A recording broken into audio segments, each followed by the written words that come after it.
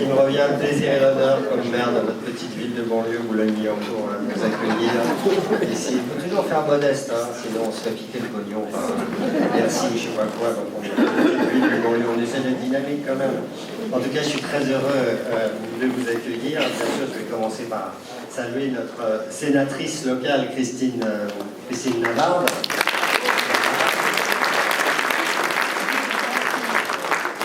Nos sénateurs, bien sûr, Roger Carucci, ancien ministre et premier vice-président, Philippe Pemzec, qui est aussi présent, on va accueillir dans quelques instants Philippe Juvin, qui est député, qui est président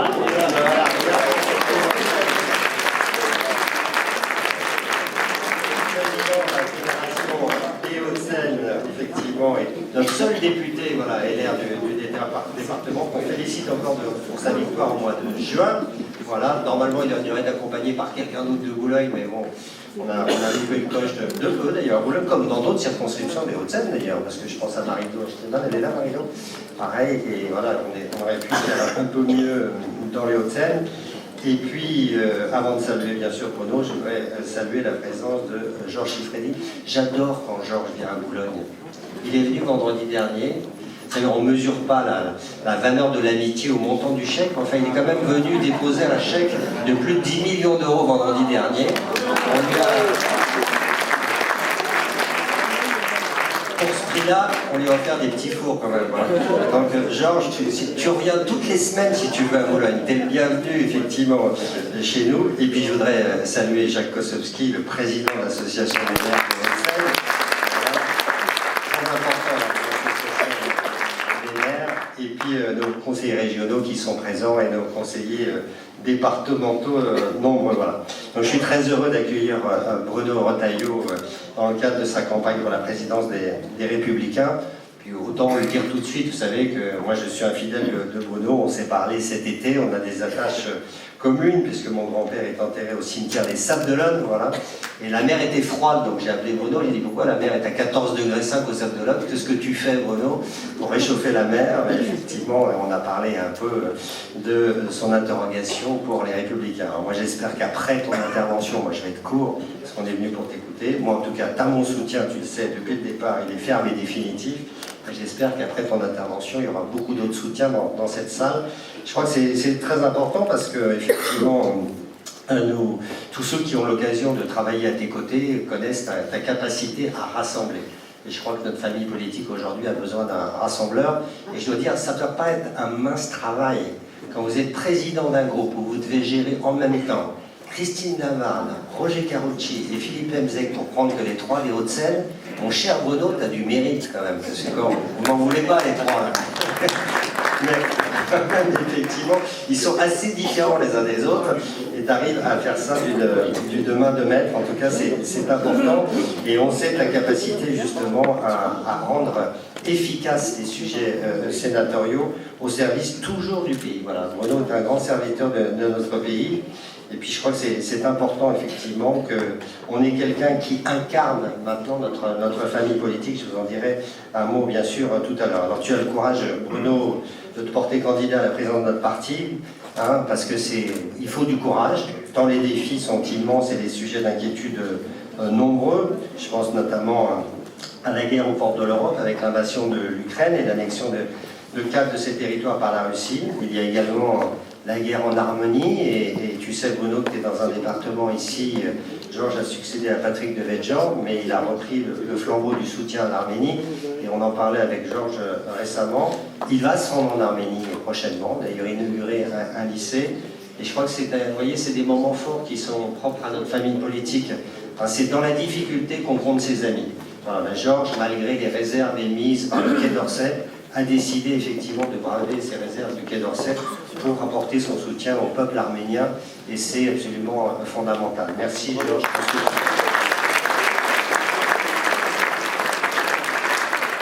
La défense des chrétiens d'Orient, c'est en effet une des grandes causes que défend Bruno. On note notre civilisation judéo-chrétienne, grecque et latine, il faut le rappeler. Il y a aussi la question de l'Union européenne, qui peine à parler d'une seule voix, et la France qui n'est plus tout à fait audible dans le concert des nations. C'est un vrai souci pour nous tous. Il y a enfin sur le plan intérieur la question de l'insécurité, de l'immigration, des retraites.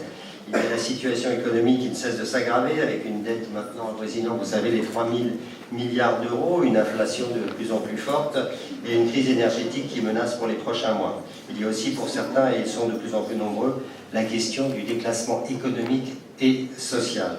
Cher Bruno, quand la droite est audible et s'assume pleinement, les extrêmes, et en premier lieu le Rassemblement national, reculent. Chacun connaît la force de tes convictions. C'est une autre de tes qualités que je souhaite ici relever devant nous tous. Elles sont assumées, elles sont enracinées dans un amour profond de la France, de son histoire et de ses héros, dont certains, comme Clémenceau, sont nés chez toi en banlieue. Le Tigre disait « Il faut savoir ce que l'on veut. Quand on sait, il faut avoir le courage de dire. Quand on dit, il faut avoir le courage de faire. » Voilà. Alors, tes convictions sont également fondées sur le respect de la vie. Il faut, je suis d'accord avec toi, développer les soins palliatifs pour accompagner les plus fragiles, car aucune loi n'empêchera la mort d'être une étape douloureuse de la vie. Tes convictions s'appuient enfin sur une très grande expérience d'élu local et de terrain, au Conseil départemental de Vendée et au Conseil régional des Pays de Loire, mais aussi comme parlementaire à l'Assemblée nationale de 1994 à 1997. J'avais oublié que tu avais été député d'ailleurs. Tu vois, tellement, effectivement, il est marqué par près de 20 ans de présence au Sénat. De 88 à 2015 au Conseil départemental de Vendée, où les électeurs du canton de Mortagne-sur-Sèvre, tout le monde connaît Mortagne-sur-Sèvre, te rééliront à chaque fois au premier tour, et tu graviras rapidement les échelons jusqu'à devenir président du département. Et en 2015, à la tête d'une liste d'union, tu remportes la région des Pays de la Loire, dont tu deviens président jusqu'en 2017. Et cette proximité, justement, est un atout fondamental à la relève de notre pays.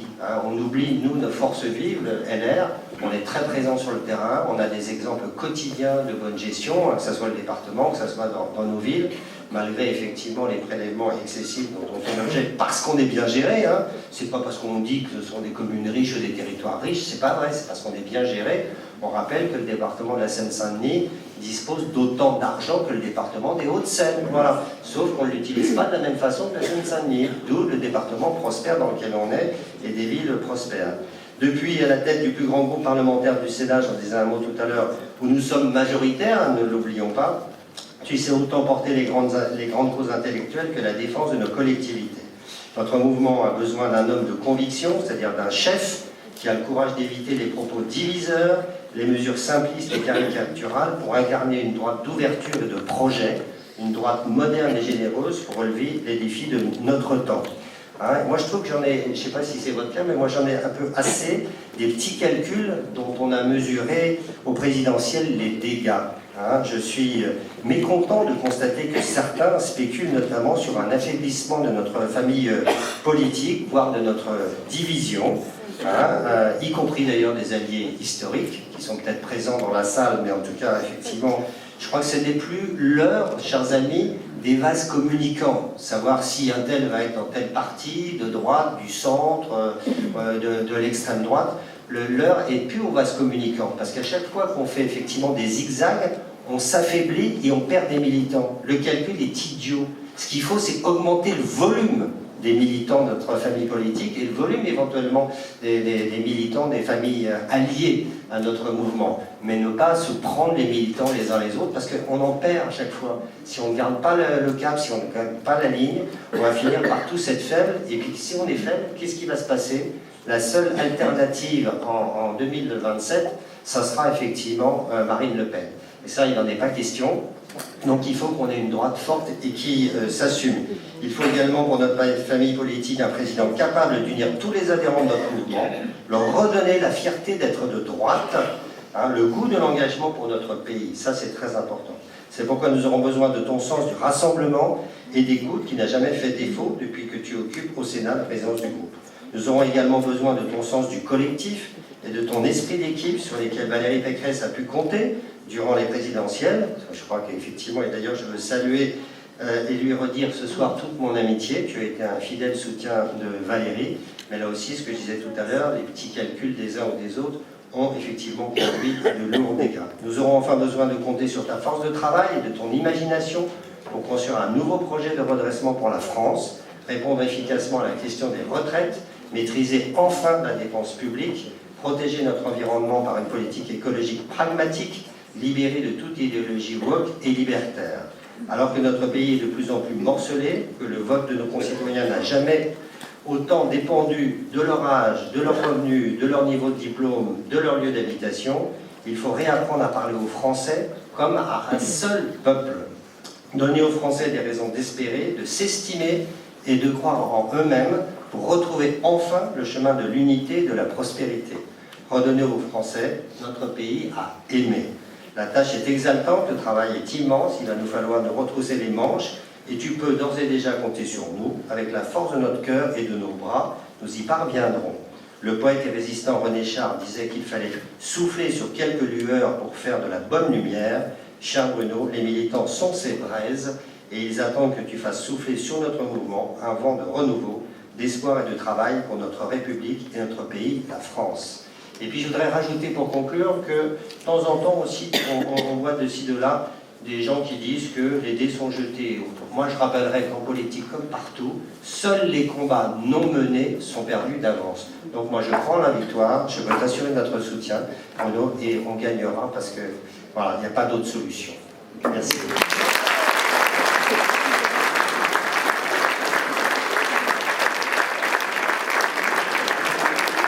Voilà. Il était bien réglé, je l'ai déréglé. C'est assez émouvant d'être ici ce soir parce que vous êtes nombreux et parce que je suis entouré de visages familiers et de nombreux amis. Je voudrais évidemment commencer par celui que vous venez d'entendre, Pierre-Christophe. On partage beaucoup de choses ensemble, de nombreuses convictions. Vous l'avez entendu, vous allez m'entendre. Vous avez de la chance d'habiter dans cette belle ville de Boulogne qui, depuis 14 ans, n'a pas augmenté d'un iota ses impôts. Mais je suis heureux d'être ici aussi, parce que Pierre-Christophe est un ami, et je dois le dire, cet été, il fut l'un de ceux qui m'a un peu dérangé dans ma thébaïde vendéenne à Lisieux, pour me dire, écoute, peut-être le moment de réfléchir, et il y a un certain nombre d'amis qui t'attendent, il va falloir s'engager. Rien ne me destinait, mes amis, rien ne me destinait à me lancer dans cette aventure. J'avais même écarté cette hypothèse de me présenter à cette élection. Et c'est cet été que j'ai pris en âme et conscience cette décision un peu masochiste, si j'ose dire, d'aller au-devant de ce combat. Parce que je pense que, et je vais vous le dire ce soir, je pense que c'est un peu pour moi l'élection de la dernière chance pour notre famille politique, pour la droite française, et que j'ai considéré qu'il fallait que je prenne mes responsabilités. Pour moi, c'était important. Je ne cherche pas, croyez-moi, à accrocher une nouvelle médaille au revers de mon costume. J'en ai pas besoin. Dans cette élection, je n'y vais pas pour une ambition, pour satisfaire un quelconque caprice. J'y vais pour l'idée que je me fais, pour mes convictions, de la droite française et de mon pays. Et je voudrais remercier Pierre-Christophe parce qu'il fut un de ceux qui a beaucoup pesé dans l'avalanche, je vous le dis ce soir. Et il en est témoin. Alors, je voudrais aussi saluer celles et ceux qui sont ici, mes 3 sénateurs. C'est vrai que, franchement, il a bien dit, Pierre-Christophe, parce que vous avez là un échantillon de 3 personnalités si différentes les unes des autres. Ils sont dans mon groupe, et c'est un bel échantillon. Je voudrais commencer évidemment par Christine, qui est une jeune sénatrice, que j'ai découvert il y a quelques années, qui est aussi bourrée de talent, pleine de convictions aussi, qui s'est allié ce talent à ses convictions, qu'aucun tableau de chiffres ne rebute. Elle est extraordinaire. Quand tous les autres ont capitulé devant les chiffres, il y a toujours Christine qui est là, et qui va détecter dans le ministère de l'économie à Bercy comment dirais-je, la trajectoire qui va mal. Merci en tout cas, Christine, d'être ici ce soir. Merci à Roger. Roger, je ne vous le présente pas, c'est un homme de culture. Je partage avec Roger, et pourtant, beaucoup de choses auraient pu nous séparer. Mais ce qui nous réunit, là aussi, c'est l'essentiel. C'est, je crois, une vision de l'engagement politique. C'est aussi une vision de la France dans l'histoire et aussi pour l'avenir. Il est premier vice-président du Sénat, c'est une voix très très écoutée. Et évidemment, pour moi, c'est un bonheur que Roger me soutienne. Vraiment, merci Roger, c'est important. Philippe Bemzec. le plus gauchiste de mes sénateurs. Vous voyez à peu près où est le barycentre politique du groupe. Un homme plein d'enthousiasme, de conviction. Merci aussi. Depuis le départ, tu me soutiens et pour moi c'est important. Vous me permettrez de saluer Georges Siffredi, qui est président du département. Sa présence me touche beaucoup. J'ai été président du département, j'ai changé beaucoup d'ailleurs avec Patrick Devedjian, parce que j'ai, pour d'autres raisons que Patrick évidemment, et paix à cela, mais j'ai toujours eu un engagement pour l'Arménie, et vraiment je suis vraiment heureux, Georges, que tu continues dans les pas de Patrick, parce que l'Arménie a besoin de nous. L'Arménie est ce petit pays qui, après le peuple juif, avant même, a connu un terrible génocide, et dont aujourd'hui le territoire et la souveraineté sont attaqués. Et on doit réagir. J'ai vécu comme une blessure que Mme van der Leyen, il y a quelques mois, aille en Azerbaïdjan pour conclure un accord gazier. Comment se fait-il qu'on proclame à juste titre nos valeurs européennes quand on veut s'opposer à Vladimir Poutine, qui a méconnu la souveraineté du peuple ukrainien, alors que les Azéris, aidés par les Turcs, génocidaires, dont des Arméniens en 1915, font exactement la même chose, 2 poids, 2 mesures, et ça me choque. Comment l'argent du gaz azéri, l'argent des Européens, peut-il servir aujourd'hui à massacrer sur le sol de l'Arménie des hommes et des femmes? Certains peut-être ont vu cette vidéo qui était terrible, elle a été très vite effacée des réseaux, heureusement, d'une jeune femme, 3 enfants, 37 ans, combattante, capturée, violée, démembrée. Un autre film montrant ce groupe de combattants arméniens fait prisonniers, désarmés et froidement abattus. Voilà. Ça, c'est la barbarie, mes amis. Et dans la politique, ce que nous défendons, bien sûr, c'est notre pays, la France, notre patrie, mais on défend, je le dirai tout à l'heure aussi, une certaine idée de la civilisation, contre la barbarie. Contre la barbarie. L'Arménie, c'était, il faut le dire, le premier État chrétien d'Europe, et en 2018 s'est déroulé en Arménie, à Yerevan, un grand forum qui a été la rencontre de la francophonie. La langue française, dans laquelle je m'exprime, dans laquelle nous rêvons, la langue française, autrefois la langue de la diplomatie, la langue de l'olympisme, une des plus belles langues au monde, qui a marqué l'histoire des grandes œuvres littéraires et à laquelle nous sommes attachés, eh bien c'est à Yerevan, en Arménie, qu'a eu lieu ce sommet de la francophonie il y a seulement quelques années. Merci. Merci de tenir ce flambeau, qui est aussi le flambeau de nos convictions et d'une civilisation qui nous est commune. Voilà, merci infiniment. Je voudrais... Philippe a été aussi un des tout premiers. Il est venu, c'était avant l'été, avant les dieux, bien avant. Je n'étais pas du tout décidé dans mon bureau pour me dire: écoute Bruno, soit j'y vais, tu y vas, si tu y vas, je te soutiendrai. Philippe, pendant la crise du Covid, je l'avais beaucoup observé. On était confinés, on faisait des allers-retours au Sénat parce qu'il fallait faire tourner le pays, bien sûr.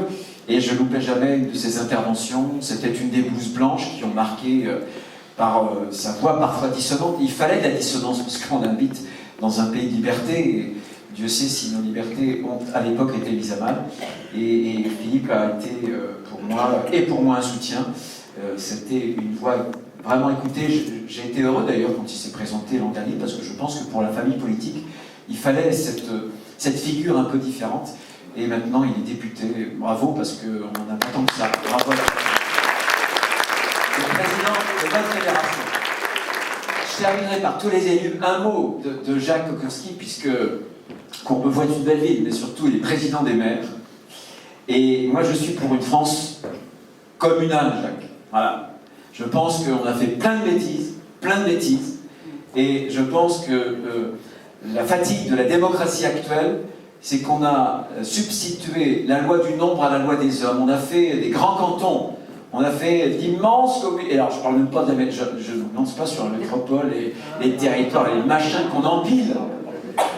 On a fait des grandes régions. Et vous voyez qu'on a étiré la distance entre les élus et les citoyens. Et en étirant cette distance géographique, on a brisé le lien de confiance. C'est ça la loi humaine. Ce qui est proche inspire confiance, ce qui est lointain nous inspire de la méfiance. Voilà, la démocratie Celle que je préfère, c'est la démocratie du circuit court. C'est la démocratie communale.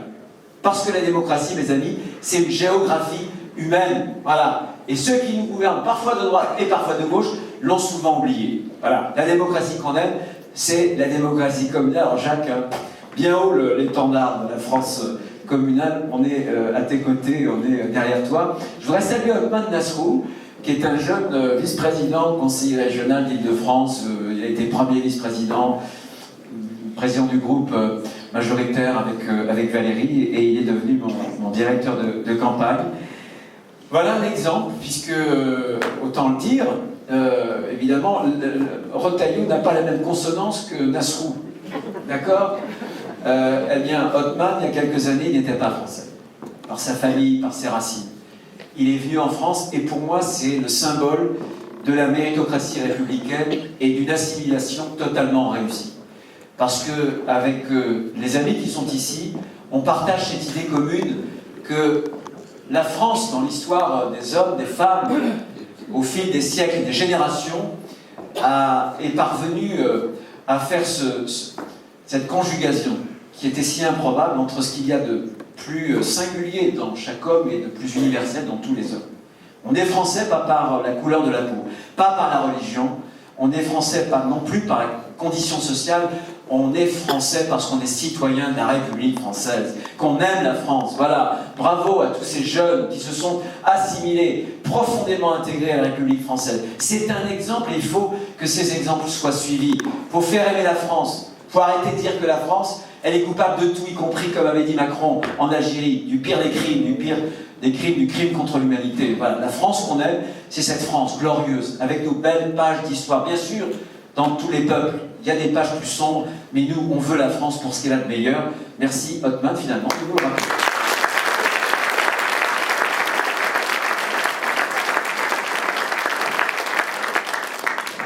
Je voudrais aussi, et ce soir, je veux m'adresser à vous. Je veux m'adresser à vous parce que vous êtes le cœur battant de notre mouvement. Battant parce que jamais abattu. Battant parce que vous êtes courageux. Vous êtes la droite du courage. Vous êtes la droite du courage parce que vous êtes fidèles, vous êtes toujours là, après tant de déceptions, tant de défaites, et, si j'ose dire, tant de trahisons. Vous n'avez pas trahi. Vous n'êtes pas abattu. Et vous êtes fidèles. Vous êtes la droite courageuse, et je pense que la France a besoin de la droite. Mais la France a besoin d'une droite courageuse. Et votre courage doit nous inspirer. En tout cas, aujourd'hui, demain, votre courage, à la fois m'inspire, mais il m'oblige surtout. Il m'oblige, ce soir particulièrement, à vous tenir un langage qui soit sans concession. Vous allez pouvoir être pour ou être contre ce que je vais vous dire. Mais ce que je vais vous dire, je le dirai avec sincérité. Je le dirai du fond de mon cœur. Je le dirai avec toutes mes tripes. Même si je dois vous choquer parfois. Parce que c'est l'heure de vérité. Cette heure de vérité qui a sonné. Le courage de vous dire que si on se contente de ripolliner la façade, si on fait du marketing politique, les amis, on est mort. On est mort de chez mort. Mais le courage de vous dire aussi qu'il y a un chemin d'espérance que ce soir je voudrais vous proposer. Je pense, moi, profondément, que si la droite parle vrai, que si la droite n'a pas peur, qu'elle n'est pas dans la synthèse molle, si la droite parle vrai, si la droite parle clair, alors oui, on peut relever la droite française. Et on peut fédérer tous nos électeurs qui partagent la même conviction. Moi, ce que je veux, c'est créer un grand parti populaire, patriote, et qui fédère tous les électeurs de droite. Ceux qui un jour ont voté Macron, ceux qui ne votent plus, ceux qui ont un jour ont voté Zemmour ou Le Pen, peu m'importe. Seules les convictions sont importantes. Fédérer la droite par les électeurs, certainement pas par les alliances. Ça, c'est mon projet. Mon projet, c'est de tout changer. C'est de tout changer parce qu'on ne peut plus faire du surplace, parce que le monde change. C'est pas seulement le monde qui change. On vit un temps nouveau, plus même, une époque nouvelle, radicalement nouvelle. Le président de la République, un jour, au moment du déclenchement de la guerre, avait dit « Le retour de la guerre, c'est le retour du tragique ». Bien sûr. Le tragique, c'est la condition de l'homme. Et la condition de l'homme, la condition humaine, n'est pas sans condition. Bien sûr, Le retour de la guerre, du tragique, c'est le retour de l'idée de souveraineté. L'idée de souveraineté, on l'a vu pendant la Covid. Avait-on les médicaments, les masques? Non, on était dépendants. Nous n'avions plus la souveraineté. La souveraineté de l'énergie, la souveraineté énergétique. J'ai été stupéfait quand j'ai entendu Emmanuel Macron justifier l'abandon de Fessenheim. Vous savez ce qu'il a dit? Vous l'avez entendu comme moi? Il a dit que Fessenheim était à la bordure, à la frontière de l'Allemagne. Or, l'Allemagne a fait des choix différents du nôtre, alors il fallait s'aligner, il fallait fermer Fessenheim. Bien, moi je dis ce soir, devant vous, ici, à Boulogne, dans cet amphithéâtre, et je voudrais rappeler à M. Macron qu'il n'est pas le président de la République fédérale d'Allemagne. Non, il est le président de la République française, garant des intérêts des Français, de la nation française. L'idée de la souveraineté, qui doit répondre à ce retour du tragique. Oui, le monde a changé. Le monde a changé, la fête est terminée. La fête, c'était quand on arrivait à s'endetter toujours plus et ça coûtait toujours moins. Plus de 1000 € de dette en 10 ans, les amis. 1000 € de dette en 10 ans. Vous vous rendez compte? Et en même temps, comme dirait l'autre, 20 milliards de services de coût de la dette en moins. Parce que les taux d'intérêt étaient négatifs. Et quand je vous dis que la fête est finie, c'est que le monde a changé en économie. C'est pas le retour du tragique, c'est le retour de la réalité. Le bon sens paysan. Les taux négatifs, l'argent magique, ça passe. Et c'est passé. Désormais, c'est l'inflation. Et désormais, ce sont des taux qui vont exploser et qui feront exploser la dette. Et puis, c'est aussi un nouveau temps pour la politique. Jupiter affaibli, le retour du Parlement. Mais surtout, des Français sur la voie de la sécession civique. Une France profondément morcelée. Tu as raison, j'ai écouté Pierre-Christophe quand tu disais qu'il faut s'adresser à la France comme à un seul peuple. Alors que jamais le vote n'a autant dépendu du revenu, du diplôme, de la situation territoriale, etc. Une France morcelée, archipélisée. Et des Français sur la voie de la sécession civique. L'étude de Fondapol, premier tour des élections législatives, vous additionnez les abstentions, les votes blancs, les votes qu'on dit de protestation, que j'appelle moi sur des partis démagogiques, et vous obtenez 77%. 77%. Vous croyez vraiment que ça va durer longtemps comme ça? Vous croyez vraiment qu'un jour, comme tu le disais, on ne peut pas voir l'un de ces démagogues accéder à l'Élysée, au pouvoir suprême? Moi, je me bats aussi pour ça. Moi, je me bats parce que je ne crois pas un instant, Emmanuel Macron d'ailleurs ne se succédera pas lui-même, la Constitution lui interdit. Je ne crois pas un instant que les Français demain aillent chercher, dans le vivier macroniste, un successeur à Macron. Ce sera la lignée Mélenchon, la lignée Le Pen, ou ce sera nous. Si ce n'est pas nous, ce sera nous. C'est pour ça que je me bouge. C'est pour ça que je me bouge. Moi, j'ai un grand-père, paternel, 14, il a une balle qui lui traverse la gorge. Un grand-père maternel, lui, il est fait prisonnier en 40. Et mon père, 28 mois en Algérie. Eux, ils ont donné pour la France. Et la question que je me pose chaque matin, c'est toi, qu'est-ce que tu fais pour ton pays? Et moi, j'arrive, certes, il n'y a pas la guerre sur le sol français, mais je suis en train de voir une France qui s'effiloche. Une France qui dégringole. Une France en déclin et sans doute même en décadence. Donc notre job à nous aujourd'hui, c'est de relever le défi. Et on va le faire, mes amis. On va le faire si on change tout. Et pour tout changer, il faudra changer à la fois le parti et il faudra changer la droite. Un nouveau parti pour une vraie droite. D'abord un nouveau parti. Pas pour faire la table rase. C'est pas un Mandela qu'on va apprendre que la table rase, ça peut parfois être dangereux. Mais un nouveau parti parce que la question est la suivante. Les Français ne nous croient plus. On les a déçus et ils ne savent même plus qui on est. Et ils ne nous croient plus sur parole. Un paradoxe immense, puisqu'il n'y a jamais eu autant d'électeurs de droite en France, et on n'a jamais eu, nous, aussi peu d'électeurs à nos élections. Pas territoriales, mes amis, mais nationales. Nationales. Il y a un problème. Je pense que les Français ne nous croiront plus jamais sur parole. La première preuve qu'on peut leur apporter, qu'on a changé, c'est de changer nous-mêmes. C'est de changer un parti, de faire un nouveau parti. Moi, ce que je veux, c'est rendre le parti assez militant. Je pense que le parti est trop parisien, trop centralisé. Et quand je dis rendre le parti assez militant, tout simplement, je veux redonner la parole à nos adhérents, avec un bulletin de vote pour décider. Pour moi, c'est une question de justice, parce que c'est le militant, je le disais, qui est le cœur battant de notre mouvement, mais c'est aussi la certitude et la garantie que le courage sera au rendez-vous. Si sur des questions importantes et par référendum interne, on tranche ces grandes questions, grandes orientations, avec les militants, c'est pour moi la garantie qu'on ne déviera pas, qu'on ne rusera pas. Voilà. Parce que je connais les militants et je sais qu'ils sont courageux. C'est pour moi fondamental, et ce que je veux, c'est donc créer ce parti à la fois populaire et patriote qui fédère tous les électeurs de droite. Mais un parti qui soit moderne. Comment est-ce que c'est possible qu'on ait laissé à Marine Le Pen et à Jean-Luc Mélenchon le monopole du numérique? Le média, Mélenchon, la web TV, Marine Le Pen, et nous, quand vous savez que vos enfants, les jeunes, ils passent plus de 5 heures par jour devant leurs écrans, plus de 5 heures, si on n'est pas sur leurs écrans, si on n'a pas cette dimension numérique, on les loupe. L'agora, pour eux, l'agora politique, c'est le numérique. Oui, il faudra un média qui soit un média numérique, un média en ligne, des applications, et qu'on se saisisse de ces nouveaux instruments. Il faut se moderniser, il va falloir changer. Et ça, c'est fondamental.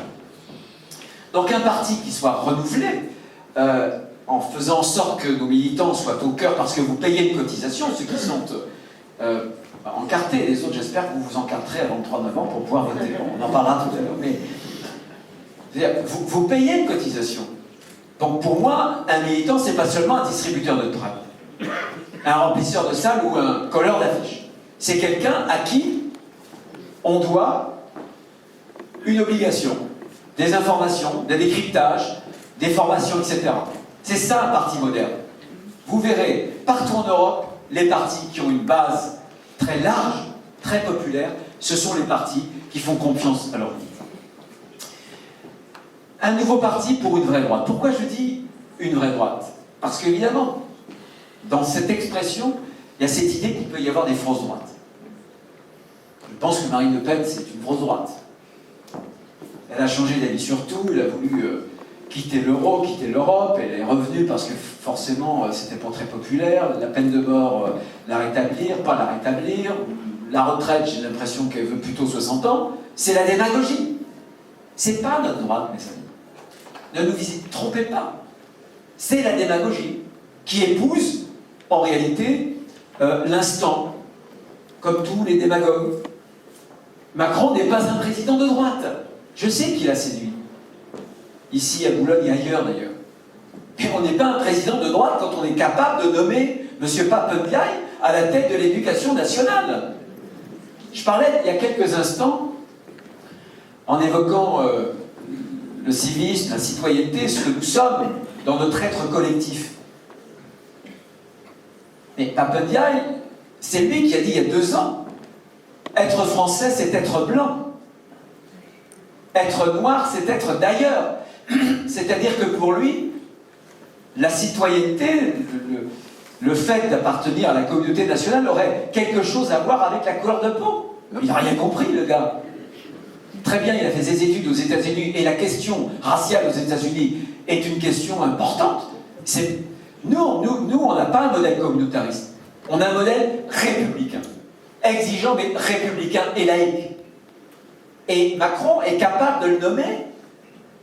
Et le gars, là, il veut, en maternelle, il voudrait imposer l'idéologie du genre. Dire aux petites filles, tu devrais jouer avec un camion. Dire aux petits garçons, tu devrais jouer avec une poupée. Ça vous convainc pas, ça? Vous pensez que vraiment elle est droite? Vous pensez que c'était un président de droite alors que la dette française va atteindre plus de 3 milliards d'euros? Et qu'on va... 3 000, pardon. Merci Christine. 3 000 milliards. 3 000 milliards d'euros.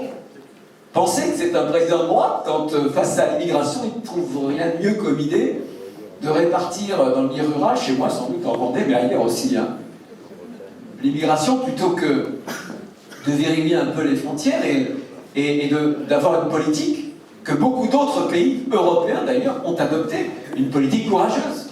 Non, c'est pas la vraie droite pour moi. Moi, je veux pas, et quand je vous disais qu'on a déçu, parce que c'est vrai qu'on a reculé souvent, parce qu'on a été une droite honteuse, parce qu'on a été une droite de droite un jour sur deux, une droite à mi-temps, une moitié droite. Non, quand on est droite, on l'est passionnément, et on l'est complètement. Sans faux débat, sans fausse querelle d'étiquette. Il n'y a rien qui m'insupporte plus que les faux débats sur la qualification de la droite. J'ai toujours pensé, c'est comme la laïcité. Quand on a besoin d'ajouter à la laïcité un épithète, idem, un qualificatif pour la droite, c'est que quand on qualifie la droite, finalement, on la disqualifie. Il y en a qui vont se réclamer d'une droite sociale, d'une droite populaire, d'une droite libérale, d'une droite autoritaire, régalienne, conservatrice. Mais c'est de la foutaise.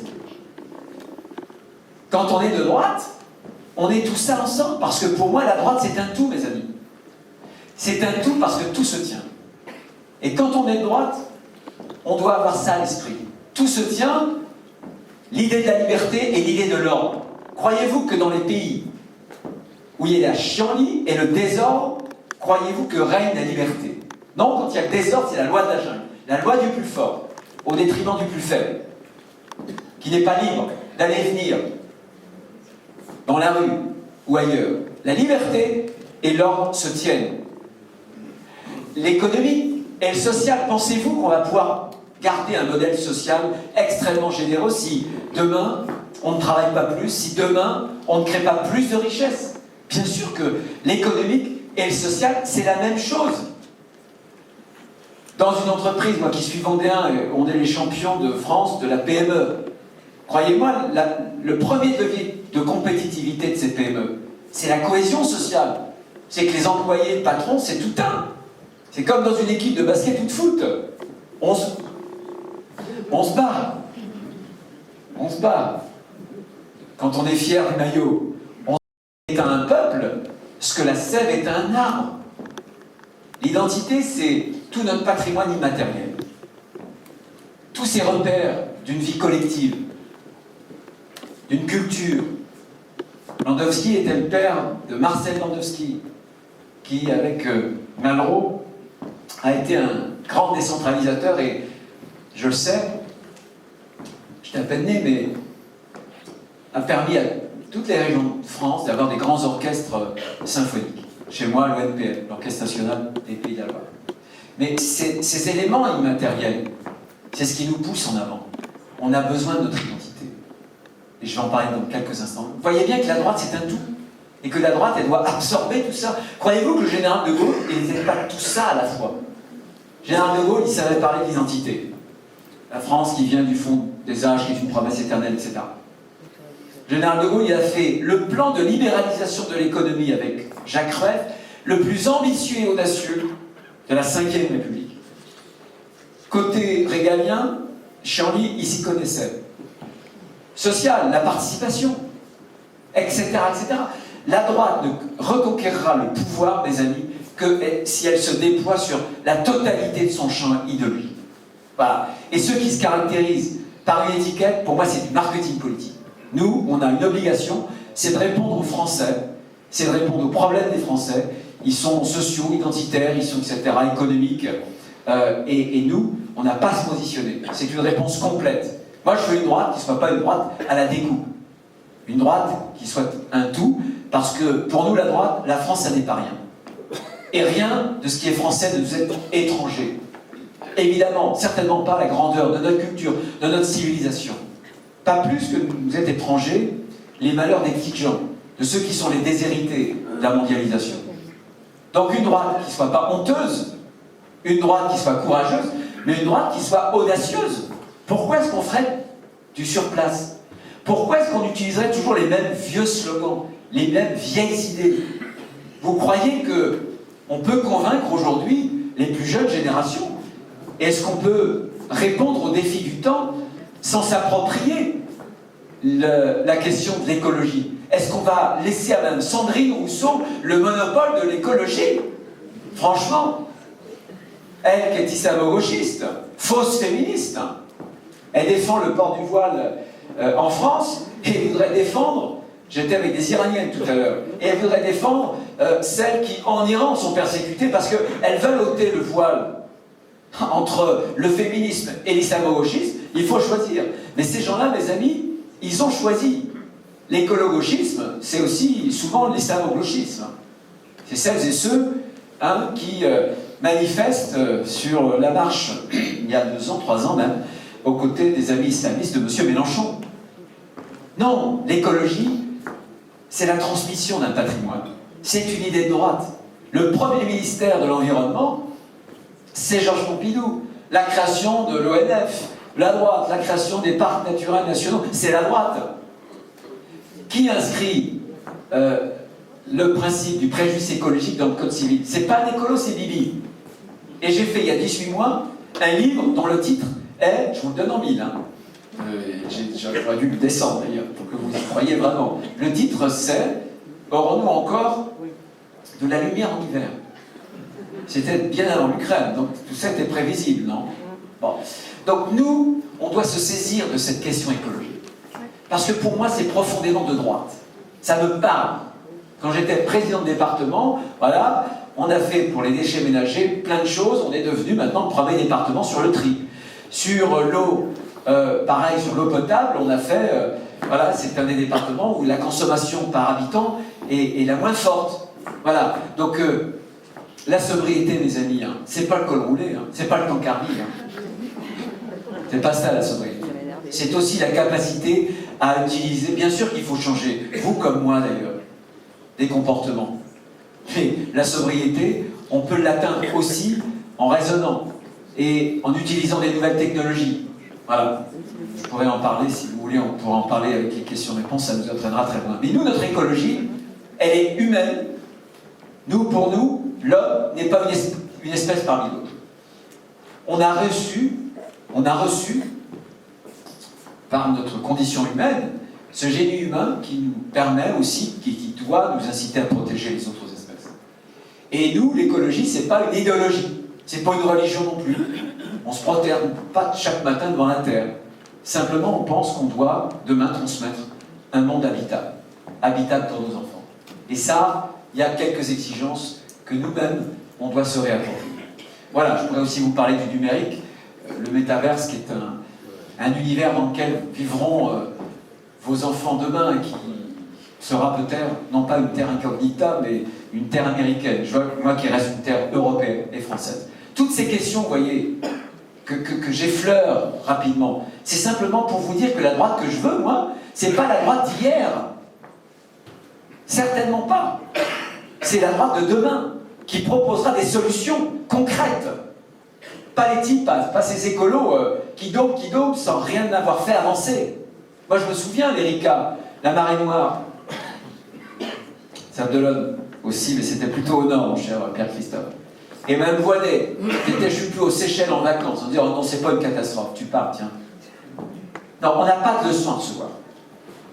On doit imposer aussi notre discours et nos idées, nos convictions sur ces sujets-là.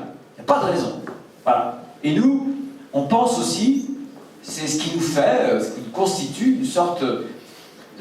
les limites. Voilà. Il faut des limites à la toute-puissance de la technique. Il faut des limites à la toute-puissance des marchés. Moi, j'ai pas envie demain, voilà, la GPA, c'est pas mon truc. Parce que la marchandisation des corps des femmes dans les pays pauvres, c'est pas mon truc. On peut être pour ou contre, je vous dis ce que je pense. Voilà. Il faut des limites à tout. À la technique et aussi à la marchandisation, à la financiarisation qui est en train de bouffer toutes les sphères humaines. Bon. Je voudrais, puisque je vous parlais du général de Gaulle, Roger connaît sûrement cette phrase, une très belle phrase, qui est écrite dans les Mémoires de guerre, qui est un des plus beaux livres du général de Gaulle. Cette phrase, c'est les exigences d'un peuple sont à l'échelle de ses malheurs. Et aujourd'hui, le peuple français est un peuple malheureux. Les exigences du peuple français vis-à-vis de la politique sont immenses. Peut-être à proportion justement ses malheurs, de sa déception vis-à-vis de la politique. On est un grand peuple politique. On est de toutes les nations, la plus ancienne nation en tant que telle. Et je pense que si nous, la droite, parce que c'est ça mon projet, si nous, la droite, on veut relever et on veut soigner ce malheur français, si nous, la droite, on veut faire naître une espérance française, un idéal français, alors il nous faudra répondre. Il faudra être à la hauteur de deux grandes angoisses qu'ont les Français. Pierre-Christophe, tu as prononcé le mot tout à l'heure, grand déclassement. Il y a deux angoisses qui tenaillent les Français. Il y a l'angoisse du niveau de vie, le grand déclassement économique et social, et il y a l'angoisse du mode de vie, immatériel. La dépossession culturelle, civilisationnelle. Et vous savez, ce n'est pas les Français du haut qui éprouvent ces angoisses. Ils sont riches, et pour eux, l'identité, quelque chose de flottant. Régis Debray avait dit un jour à propos de cela, vous savez, pour eux, leur carte de crédit est sans doute plus importante que leur carte d'identité. Mais les Français du bas, pour eux, ça compte, ce patrimoine immatériel, ces repères, ça compte. Et évidemment, c'est eux qui bossent souvent, beaucoup, et qui n'arrivent pas à boucler leur fin de mois. Comment répond-on, nous, la vraie droite, si j'ose dire, à cette exigence, à d'abord l'angoisse du déclassement et ensuite à cette dépossession? Bien sûr qu'il faut défendre le niveau de vie. Mais quand on est de droite, on doit assumer que le niveau de vie, le pouvoir d'achat, c'est le salaire. Et donc c'est le travail. Je vous donne un chiffre que j'utilise souvent parce qu'il est peu connu. Il y a un peu plus de 20 ans, le niveau de vie d'un Français et d'un Allemand était équivalent. Un peu plus de 20 ans après, plus de 5 000 € de différence. Pas pour les Français. Pour les Allemands. On s'est appauvri collectivement. Sur le chemin de la prospérité, il y a un pays qui s'est développé et un autre qui s'est ratatiné. La différence, c'est que nous, on a fait les 35 heures et eux, ils ont choisi le travail. Et je vais vous dire, demain, ça peut aller très vite si on fait ce choix du travail, de se retrousser les manches. Pas le travail pour le travail, pas le travail pour l'effort, mais le travail pour une prospérité commune, pour faire en sorte que les gens modestes ne craignent pas pour l'avenir de leurs enfants. Faire en sorte que, certes, nous, on a contribué cet été encore, au Sénat et à l'Assemblée, nos deux groupes LR, à amortir les effets pervers des 35 heures, par la défiscalisation, par l'exonération sociale pour les PME, donc ça coûte moins cher. Mais ça, c'est du pansement, c'est la politique du pansement. Ce qu'il faudra demain, si on veut être moderne, c'est proposer dans chaque entreprise, avec un référendum, pas question de forcer les entreprises ou les salariés. Non, ils choisiront eux-mêmes, par le référendum, leur temps de travail. Il y a des boîtes qui sont très mécanisées, les 35 heures, ça leur va bien. C'est des machines. Pas de problème. On ne peut pas avoir une France totalement uniforme. Mais c'est le travail. Ce que je veux vous dire, c'est que quand on croit que c'est le travail qui peut améliorer la prospérité d'un peuple, c'est la même chose pour la retraite. C'est dire aussi à nos aînés, aux retraités, regardez, Emmanuel Macron, il ne voulait pas bouger les 62 ans. Voilà, pendant son dernier quinquennat, il y a 8 millions de retraités, 60% qui se sont appauvris. Ben moi, je ne veux pas que nos aînés s'appauvrissent. Et si on veut garder un pouvoir d'achat à nos aînés, il faut impérativement qu'on injecte plus de travail. Mais quand on est de droite, on n'est pas obligé d'être totalement stupide. C'est-à-dire que quand on fait une réforme des retraites, c'est pas seulement pour demander aux gens du sang et des larmes. Non, c'est aussi pour des nouveaux droits. Je vais vous raconter une histoire. Samedi, je suis dans le sud Vendée, tout près où Georges Clemenceau a vécu. J'inaugure une piscine, mais d'été, hein, donc pas couverte, donc rien à voir avec le Qatar. Et pas de climatisation extérieure, voilà. Le soleil le chauffe en été. Et quelqu'un vient vers moi et me dit vous savez combien je gagne ma retraite? 800 €. Je lui dis mais vous avez commencé à travailler à quel âge? Il m'a dit 15 ans. Et vous avez terminé à quel âge? Il m'a dit 62 ans. Mais à l'époque il était aide familiale, c'est-à-dire que beaucoup de familles d'agriculteurs employaient sans déclarer leurs enfants. Ça fait quoi? Ça fait 47 ans 47 ans, il n'a jamais fait les 35 heures, travaillait souvent le week-end, 800 euros. 800 euros, mes amis. Évidemment que si on fait une réforme des retraites, c'est pour des nouveaux droits. C'est pour faire en sorte qu'il n'y ait plus ce genre d'injustice. Et que les gens qui ont travaillé toute leur vie puissent avoir une pension qui soit décente. Si on doit faire cette retraite, nous, on tiendra à ce qu'il y ait des nouveaux droits. Il y en a un qui me tient particulièrement à cœur. Je veux qu'on fasse une pension de réversion, et ça existe d'ailleurs, je m'en suis aperçu il y a peu, dans la fonction publique.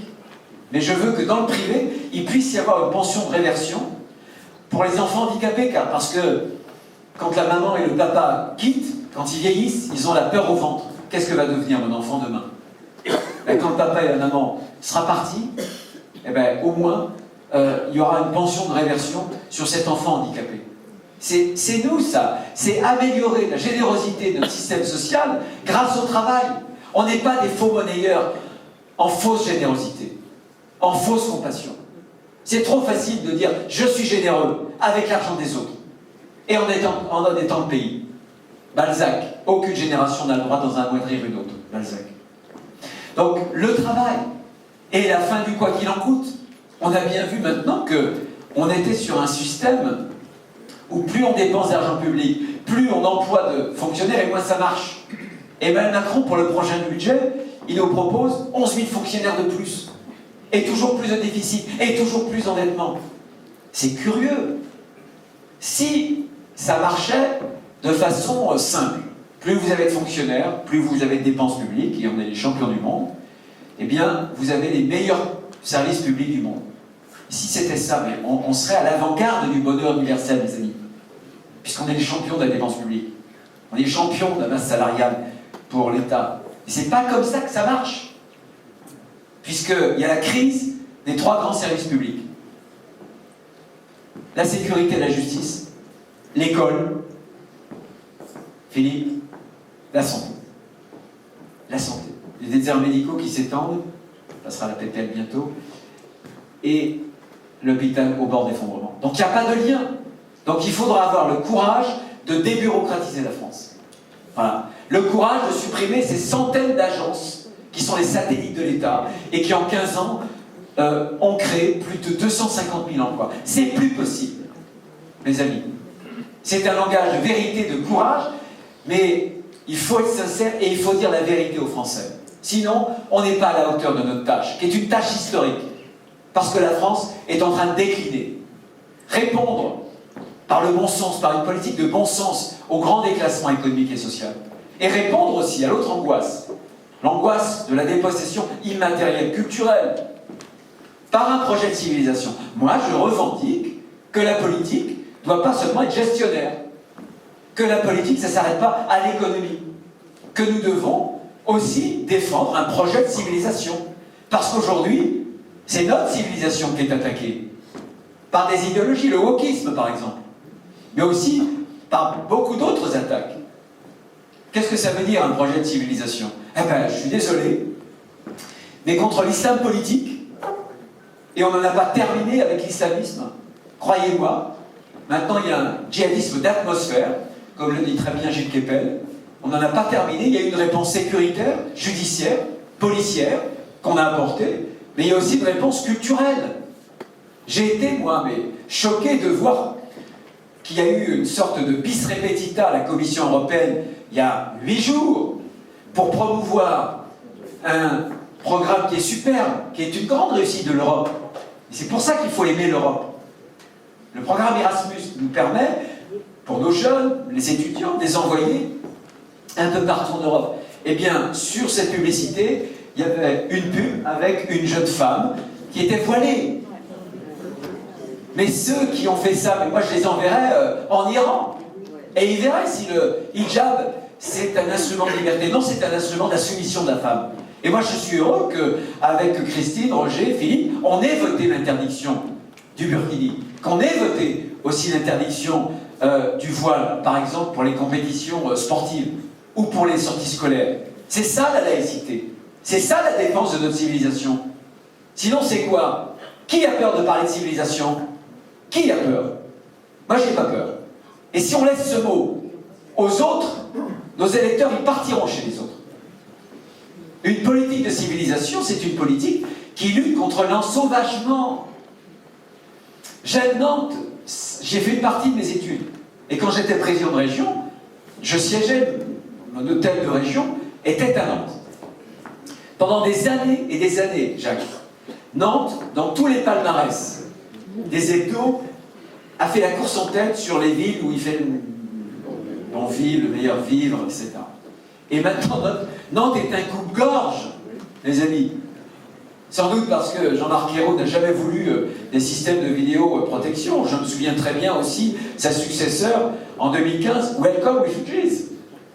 Bienvenue aux réfugiés. Alors moi je veux bien qu'on soit généreux. C'est toujours ça la compassion, la générosité. Mais on ne peut pas, et c'est un homme de gauche qui l'a dit un jour, accueillir toute la misère du monde. Sinon on s'écroule. Eh bien, il y a eu des crimes. Des jeunes types, jeunes garçons, calcinés dans le coffre d'une voiture, on appelle ça le barbecue, je crois, avec une balle dans la tête. Un autre poignardé, des policiers aussi qui ont été blessés. Donc je suis allé vendredi dans le commissariat. J'ai été stupéfait de ce que j'ai appris. Un seul exemple, mais je pourrais vous en donner plusieurs. Vous savez, cette femme qui a été violée par 2 réfugiés soudanais. Il y en avait un 3e qui ne l'a pas violée. Il a été arrêté. Il s'est saisi d'une pierre et il a frappé la tempe d'un policier. Évidemment, comparution immédiate. De quelle peine a-t-il écopé? Pas une journée de prison, mes amis. Pas une journée de prison. Qu'est-ce que m'ont dit les policiers? Évidemment qu'ils parlaient à un gendarme, à un policier, des moyens, bien sûr. Mais ils ont été très francs. Ils m'ont dit, ça sera loin de suffire. Ils m'ont dit ce qu'on veut, nous. C'est que vous mettiez fin au laxisme judiciaire. C'est quoi le laxisme judiciaire? C'est une politique judiciaire de Mme Taubira, de Mme Belloubet ou de M. Dupond-Moretti. Il y a quelques jours, le 20 septembre, M. Dupond-Moretti fait une circulaire à tous les membres du parquet pour dire régulation carcérale, éviter la prison, et même pour les multirécidivistes, préférer les TIG. Vous savez ce que c'est que les TIG? C'est les travaux d'intérêt général. Là, tu parles que les TIG, ça va les dissuader, les multirécidivistes. On en est là. Parce qu'ils n'ont pas été foutus de construire des prisons, aujourd'hui il faut tout faire pour éviter la prison. C'est ça, la révolution pénale. Des courtes peines, des peines minimales et des doubles peines. Et il faudra l'assumer pour que notre révolution pénale à nous, ce soit un changement de perspective. Et le changement de perspective, c'est qu'on arrête avec une politique pénale qui soit une politique centrée sur l'auteur. On va dire, est-ce que tu es primo-délinquant? Est-ce que tu as des circonstances atténuantes? Nous, la vraie justice, c'est la justice qui se concentre sur la victime. Tu as des ITT parce qu'il y a eu des violences, alors c'est la prison. Ils m'ont dit laxisme judiciaire et ils m'ont dit laxisme migratoire. Je vais vous choquer, mais ce sont leurs mots. Ils m'ont appris un chiffre. Ils m'ont dit les mises en cause pour des faits de délinquance sur la voie publique, dans le grand centre-ville de Nantes, entre 60 et 70%, ce sont des immigrés. Oui, je fais évidemment le lien entre l'insécurité et une immigration qu'on ne contrôle plus. Et là aussi, mes amis, il faudra changer, non pas soigner les conséquences, mais s'attaquer aux causes. Comment se fait-il que quelqu'un qui vient de la gauche, Didier Lesky, préfet, patron de l'OFII, l'Office français de l'immigration et de l'intégration, fasse un livre, Le Grand Dérangement, et qui nous apprenne que la France est le pays d'Europe le mieux disant, en droit d'asile, plus avantageux, en matière d'accès gratuit aux soins pour les clandestins, en matière de regroupement familial, en matière de naturalisation. Mais qu'est-ce qui fait la loi? Qui décide aujourd'hui de qui doit venir en France? Pas nous, pas mes collègues députés ou sénateurs. Les passeurs, mes amis, c'est eux qui le décident. Les passeurs, les mafias qui font du trafic d'êtres humains, les nouveaux esclavagistes qui gagnent l'argent sur la mort des jeunes, des vieillards, qui poussent à traverser dans des conditions dramatiques la Méditerranée. Et eux, ils font la comparaison et ils regardent quel est le pays qui est le plus avantageux. Chic, c'est la France. Allez, en avant. Il faudra mettre fin à ces pompes aspirantes, comme d'autres pays européens, y compris l'Allemagne, ont mis fin à ces pompes aspirantes. Pourquoi est-ce que nous, on resterait en retrait? Et puis il faudra un référendum. Parce que je pense que tant qu'il n'y aura pas de référendum sur cette question, les Français auront le sentiment de ne pas avoir pris la parole sur ce phénomène qui est un de ceux qui a le plus bouleversé la société française. On leur doit ça. Je voudrais terminer sur ce projet de civilisation pour vous dire que c'est pas seulement défensif, ça doit être offensif. Et que finalement tout se passe à l'école. L'école, elle a été brisée par les idéologies de la déconstruction. On parle aujourd'hui du wokisme. Mais c'est récent, ces idéologies des campus américains. Il y a bien longtemps que le nivellement par le bas, cet égalitarisme, a tué l'école républicaine. Malheureusement, en France, et pour l'Europe, quand on se compare, le succès de nos jeunes dépend de la position sociale des parents. Vous êtes un jeune, un élève, vous êtes mal né, il y a toutes les chances que vous ne réussissiez pas. Vous êtes bien né, fils de prof, fils de cadre supérieur, il y a toutes les chances pour que vous réussissiez. C'est ça l'école républicaine, mes amis? Non. L'égalitarisme, c'est la fausse égalité. Ce que nous voulons, nous, ce sera l'école de l'exigence. L'école qui c'est un sanctuaire où on ne laisse pas pénétrer les idéologies, l'idéologie du genre, l'idéologie religieuse, à travers les camis, les abayas, etc. Y compris l'idéologie de la marque, dans une cour de récréation, ceux qui portent des vêtements de marque, ceux qui n'en portent pas. Moi, je suis favorable à ce qu'il y ait des tenues uniformes, ce qui permettrait aux enfants d'être sur un plan d'égalité. Parce que vous ne pourrez jamais demander au chef d'établissement de dire, bah voilà, ce tissu, il est un peu religieux, ou il signifie, il est ostentatoire, c'est compliqué. La vraie égalité, pour moi, ça sera ça. C'est une école de l'exigence où on apprend les fondamentaux. Mais c'est aussi une école de la fierté française, où on apprend à aimer la France. L'école républicaine, mes amis, l'école républicaine, c'est aussi une école où le pacte scolaire est emboîté avec le pacte républicain. Quand la Troisième République a choisi le mot qui qualifierait les enseignants, elle a choisi le mot instituteur. Pourquoi? Parce qu'il fallait instituer un régime. C'est-à-dire qu'il fallait transmettre des valeurs. Une grammaire, pas seulement une grammaire de la syntaxe du français, mais une grammaire de valeurs qui nous permettent de composer la grande société nationale, tous ensemble, la grande communauté nationale. Voilà l'école que nous voulons, une école de la fierté où on célébrera nos héros et où les jeunes apprendront à aimer la France et où ces jeunes issus de l'émigration sauront que la France n'est pas un anti-modèle, n'est pas un contre-exemple, mais qu'au contraire, elle a rayonné, que nous avons lutté parmi les premiers contre l'esclavage, que nous avons fait la sécurité sociale. Certes, les femmes ont voté un peu tard, mais ces conditions de la femme, nous les avons améliorées. Avant, beaucoup d'autres continents sur la surface du globe. Voilà, j'en ai à peu près terminé ce que je voulais vous dire pour nous ramener à une échéance plus proche. Du 4 décembre prochain, j'ai besoin de votre aide. J'ai besoin de votre aide parce que, au bout du bout, celui qui va gagner, c'est celui qui va faire le plus de cartes d'adhérents. Et on peut adhérer pour voter, si vous voulez, un bulletin de vote, si vous voulez peser sur cette élection, qui est une élection importante pour la droite française. C'est pas seulement LR, c'est aussi notre pays qui est en jeu.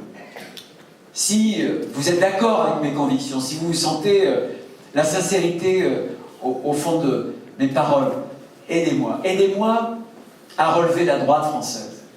Aidez-moi à faire de la droite une droite courageuse.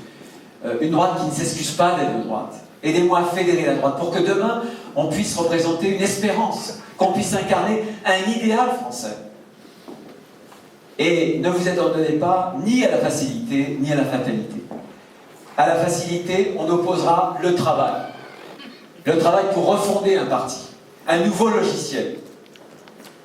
Le travail et l'audace, l'imagination, il en faut, pour essayer de défricher les nouveaux horizons dont je vous parlais tout à l'heure.